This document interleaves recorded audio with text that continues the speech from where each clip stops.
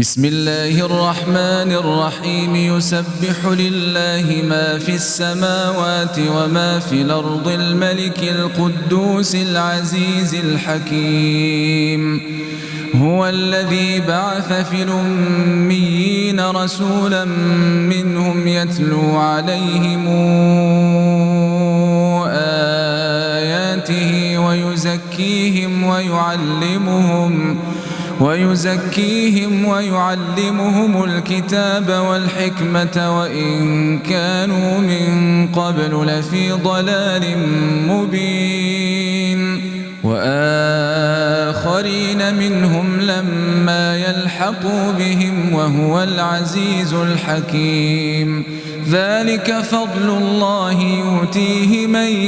يشاء والله ذو الفضل العظيم مثل الذين حملوا التوراة ثم لم يحملوها كمثل الحمار يحمل أسفارا بئس مثل القوم الذين كذبوا بآيات الله والله لا يهدي القوم الظالمين قل يا أيها الذين هادوا إن زعمتم أنكم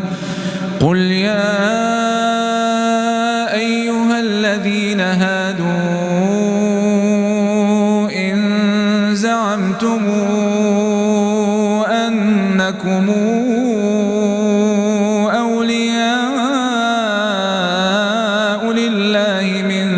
دون الناس فتمنوا الموت إن كنتم صادقين ولا يتمنونه أبدا بما قدمت أيديهم والله عليم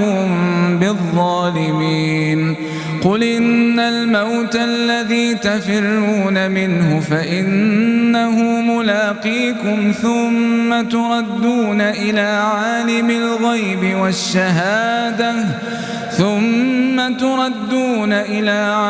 الغيب والشهادة فينبئكم بما كنتم تعملون يا أيها الذين آمنوا إذا نودي للصلاة من يوم الجمعة فاسعوا إلى ذكر الله وذروا البيع ذلكم خير لكم إن كنتم تعلمون فإذا قضيت الصلاة فانتشروا في الأرض وابتغوا من فضل الله واذكروا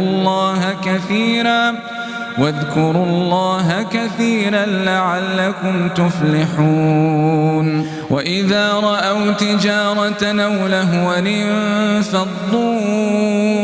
إليها وتركوك قائما قل ما عند الله خير من اللهو ومن التجارة والله خير الرازقين